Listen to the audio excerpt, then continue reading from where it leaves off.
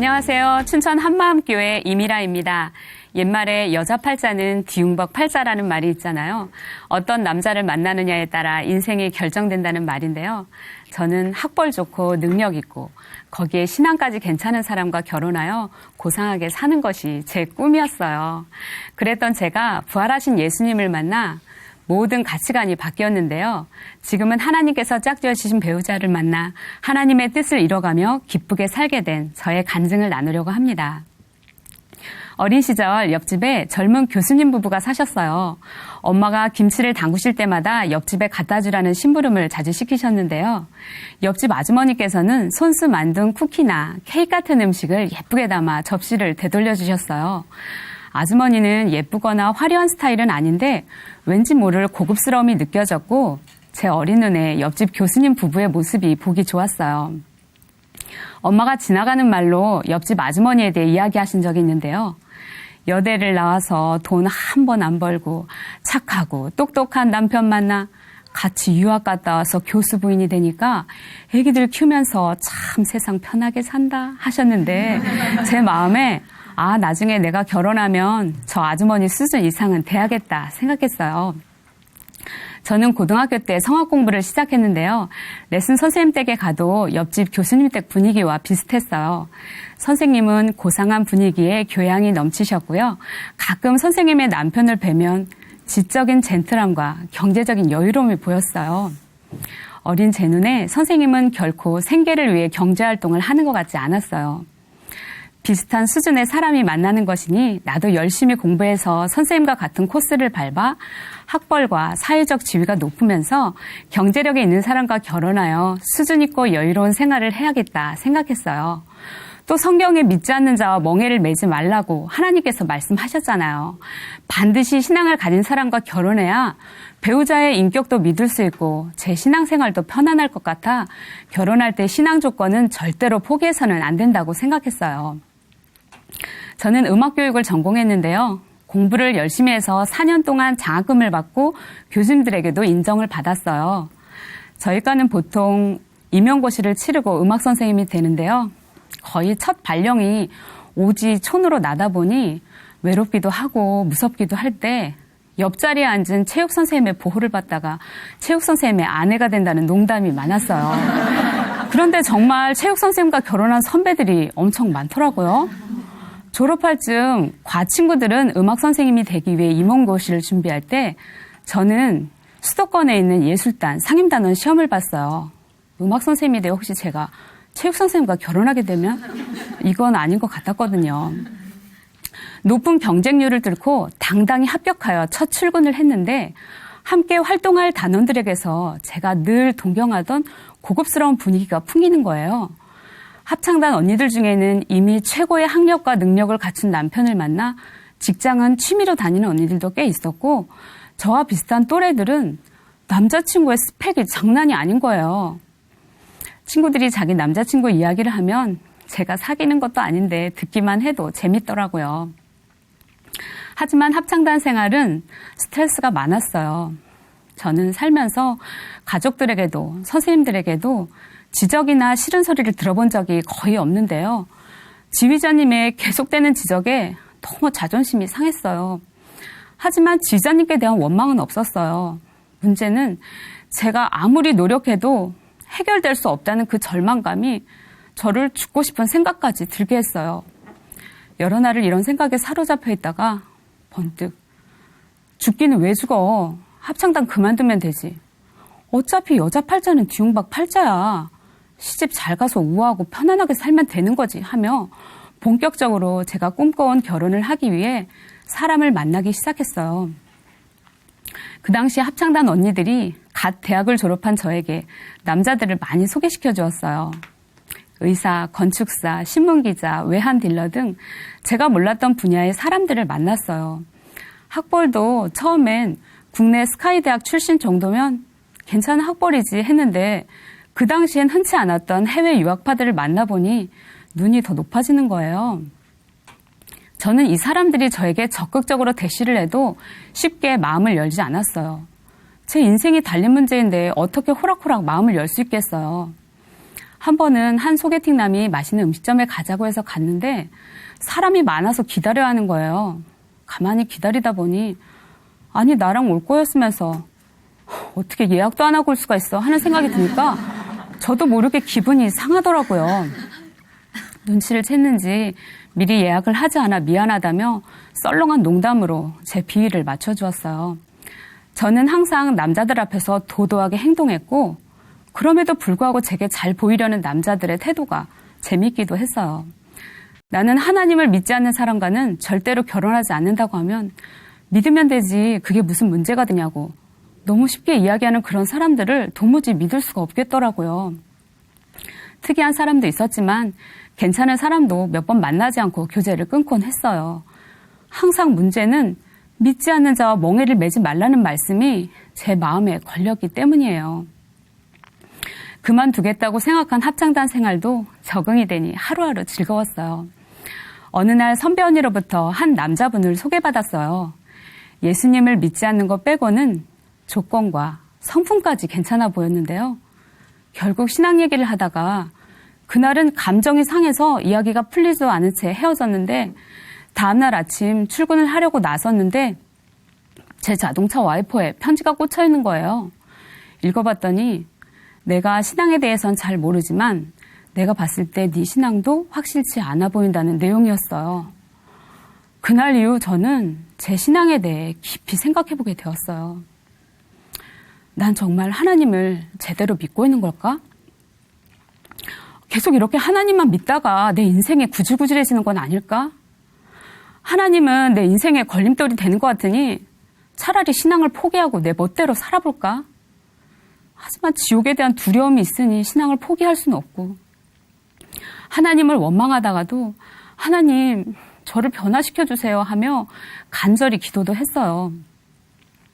하나님과 세상 사이에 끼어 힘들던 어느 날 하나님께서는 저의 그 간절한 기도에 응답하기 시작하셨어요. 큰언니 집에 갔는데 그때 춘천 한마음교회 다니는 저와 동갑내기 자매가 언니네 집에 놀러 온 거예요. 그 친구가 저에게 하나님이 살아계신 것을 믿느냐고 하기에 저는 98%는 믿는데 2%는 잘 모르겠다고 했어요. 저는 내심 그 친구가 이야 98%나 믿는구나 네 믿음 대단하다 할 줄 알았어요. 그런데 친구는 하나님이 살아계신 것은 100% 있든지 100% 없는 것이지 98%라고 말하는 너는 믿는 게 아니라는 거예요. 그 친구의 확신 있는 모습에 나도 저런 확실한 믿음을 가질 수 있을까 하는 기대로 그 친구와 자주 만나 말씀에 대한 교제를 나누었어요. 친구는 예수님이 누구신지를 정확히 알아야 한다고 계속 얘기해 주었지만 저는 예수님은 당연히 하나님이신데 뭘 알아야 한다는 건지 답답하기만 했어요. 이런 마음으로 친구를 따라 춘천 한마음교회 여름 수련회에 참석하게 되었어요. 목사님께서 에베소서 말씀을 봉독하시는데 가슴이 철렁 내려앉았어요. 내 총명이 어두워지고 내 마음이 굳어진 채로 너는 하나님의 생명에서 떠나 있도다.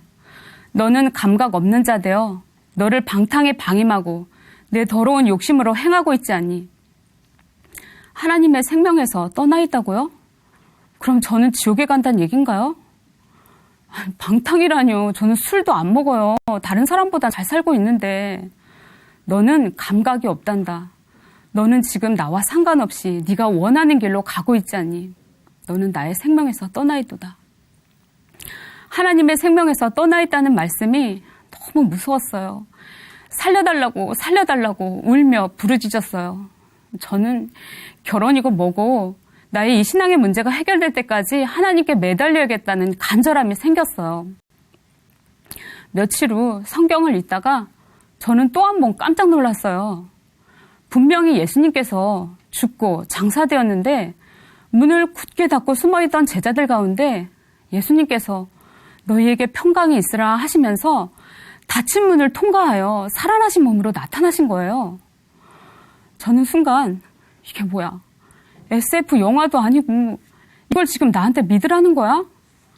예수님이 부활하신 사건 자체를 믿을 수가 없었어요. 급히 친구에게 전화를 해서 야, 예수님이 부활하신 거 나 도저히 못 믿겠어 했더니 친구는 미라야, 베드로가 무리를 걸은 것은 믿니? 물이 포도주가 된 건, 오병이어의 기적은, 죽은 나사로가 다시 살아난 것은, 이제 보니 예수님의 부활만 못 믿는 것이 아니라 성경의 모든 말씀을 아무것도 못 믿겠더라고요. 못 믿겠다고 하자 친구는 야, 머리로 이해가 갈 만해서 믿는 게 아니라 눈으로 보았기 때문에 믿는 거야. 네가 믿어지지 않는다고 이미 일어난 예수님의 부활이 없어지니? 이 말을 듣는데 아, 맞다. 예수님이 부활하셨으면 예수님이 하나님이신 거잖아. 그럼 하나님이 살아계신다는 거잖아. 예수님이 정말 부활하셨는지 이것만 확인하면 되겠네. 무릎이 쳐졌어요. 이것은 제 인생 정도가 아니라 내 영혼이 달린 문제잖아요. 예수님이 부활하셨는지 더 냉철하게 찾아보게 되더라고요. 역사책과 백과사전, 당대에 쓰여진 보고서를 통해 예수님의 부활을 확인했는데요. 예수님의 십자가 처형부터 예수님의 부활, 또 제자들을 비롯한 부활을 본 많은 목격자들의 증언과 그들의 끔찍한 순교까지 역사에 정확히 박혀 있었어요. 이건 뭐 제가 믿을 수 없다고 뒤집을 수 있는 사건이 아닌 거예요. 저는 예수님의 죽으심까지는 선명했거든요. 그런데 부활부터 희미했어요. 이 땅에 있을 수 없는 일이니까요. 그런데 부활하신 예수님이 믿지 못하는 제자들 앞에서 나를 만져보라. 영은 살과 뼈가 없을 때 나는 있느니라 하시며 생선을 드시면서까지 부활하신 몸을 보여주셨어요. 예수님이 정말 부활하셨더라고요. 성경대로 죽으시고 성경대로 부활하신 예수님을 본 순간 성경의 모든 말씀이 실제라는 것을 알게 되었어요. 초라하게만 보였던 예수님이 정말로 살아나신 창조주, 전능자 하나님이라는 것이 알아지면서 로마서의 한 말씀이 저에게 너무나도 크게 다가왔어요. 예수님이 나의 주인이라는 거예요. 주인? 예수님을 주인으로 믿지 않았구나. 전능자 하나님이 하늘 보좌를 버리시고 이 땅에 오셔서 처참하게 죽고 부활하셨는데 그 이유가 바로 나의 주인이 되기 위함이라니 하나님의 선포 앞에 저는 회개할 수밖에 없었습니다. 원래 주인이 계시는데 제가 내 인생 전체에서 주인 노릇을 한 거예요.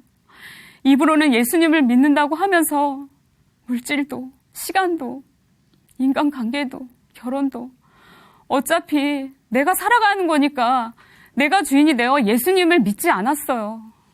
거기에 예수님이 나를 위해 죽어주셨는데 이 정도는 해야 되지 않겠느냐며 무거운 신앙의 짐을 지고 살아가다가 혹시 내 것을 잃지는 않을까 하는 마음에 신앙생활마저 부담스러워졌어요. 결혼 문제 앞에서 하나님, 이 문제는 내 인생에 있어서 가장 중요하다고요. 평생 초라하게 살기 싫어요. 결혼만큼은 제 기준대로 할게요 했던 나의 중심이 하나님을 배척하고 내가 하나님이 되랬던 악한 중심이라는 것이 그대로 드러났어요. 네가 주인이잖아. 너의 주인이 되기 위해 내가 이 땅에 와서 십자가에서 죽었다가 다시 살아났는데 왜 네가 주인이 되어 염려하고 살고 있니? 나는 네가 나를 주인으로 고백한다면 그것으로 충분하다. 내가 너의 마음에 들어가 깨든지 자든지 너와 항상 함께 살기를 원한다. 예수님께서 말씀하시는 것 같았어요. 저는 예수님의 마음을 정말 몰랐습니다. 나의 모든 문제를 해결해 놓으시고 나와 영원히 동행하기를 원하시는 예수님의 본심을 알게 되니까 예수님이 나의 주인이 되어주신 것만큼 이 땅에서 기쁘고 감사한 것이 없더라고요. 더 이상 내 중심으로 계산하는 마음이 떠나갔고 나의 모든 삶의 방식과 가치관이 하나님 중심으로 바뀌었어요. 예수님이 나와 함께 하시니 기쁨이 넘쳐서 합창단에서 입만 열면 예수님을 자랑했어요. 저에게 적당히 믿으라고 충고하는 언니들도 있었지만 친구들이 복음을 듣더니 회개의 역사가 일어났어요. 너무 기쁜 거예요. 퇴근 후에도 친구들과 함께 지인들을 만나 복음을 전했는데요. 세상에서 아무것도 부러울 것이 없어 보이는 사람들이 상상외로 염려, 상처로 가득 차 있는 모습을 보게 되었어요. 안타까운 마음이 드니까 더욱 복음을 전하게 되더라고요.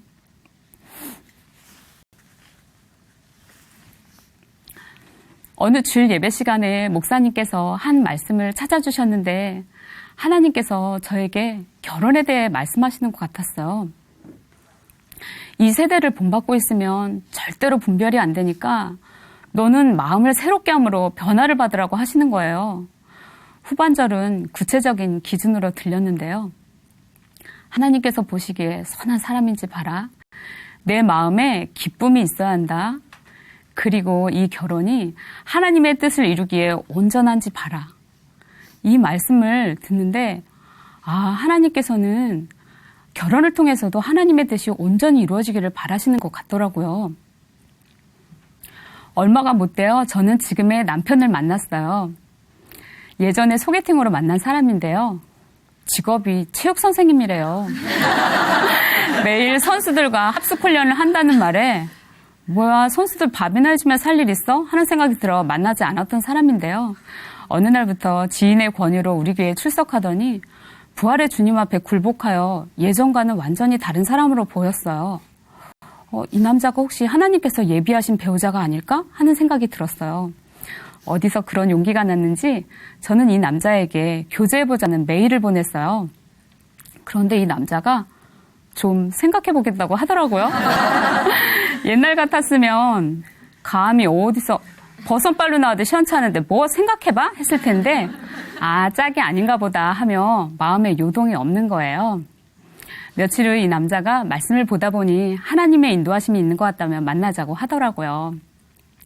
교제하면서 서로의 주인이 예수님인 것이 확실하니 결혼을 결정하는 일은 힘든 게 아니었어요. 저는 서울에서, 이 남자는 강원도 탄강 지역에서 근무하고 있던 터라 자주 만날 수도 없었지만 우리는 만난 지 2개월 반 만에 총 9번 만나고 기쁨 가운데 결혼을 했어요. 결혼 후 우리의 신혼집을 어디에 차릴까 하는 문제로 의논을 하는데 남편이 있는 탄광 지역에 사는 것밖엔 방법이 없는 거예요. 하나님께서 보내시는 곳은 어디든지 사역지라는 생각이 들었고 남편과 저는 우리의 신혼집을 예배처로 삼고 작은 교회를 세웠습니다. 작은 교회 예배를 통해 부활의 복음을 들은 지체들이 예수님을 주인으로 모시겠다고 회개하는 역사들이 있었어요. 지체들과 함께 새벽 기도와 대학 캠퍼스 전도를 하면서 서로가 한 마음이 되어 작은 교회를 세워갈 수 있었어요. 얼마 전 우리 부부는 춘천으로 이사를 왔는데요. 그때 만났던 그 지체들이 지금은 일꾼이 되어 부활의 증인답게 다른 지역까지 작은 교회를 세우며 사명을 감당하고 있어요. 저는 결혼에 대해 고민하다가 부활하신 예수님을 만나게 되었어요. 예전엔 제가 고상한 삶을 살기 위해 학벌과 사회적 지위가 높은 사람과 결혼하려고 했잖아요. 그런데 이젠 하나님을 아는 지식이 가장 고상한 것을 알게 되니 예수님을 주인으로 모시고 복음을 위해 동역하는 배우자를 주신 것이 얼마나 감사한지 몰라요. 제 남편은 교육 선교에 대한 비전을 가지고 오래전부터 준비하고 있는데요. 저도 어느새 같은 비전을 품게 되었어요. 지난날 세상 욕심이나 품던 저를 예수님께서 만나주시고 귀한 남편과 또 생명을 나눌 수 있는 교회 공동체를 주신 것이 너무 감사합니다. 이제는 하나님께서 짝지어주신 남편과 함께 복음의 터를 세우는 일에 전심전력하겠습니다. 감사합니다.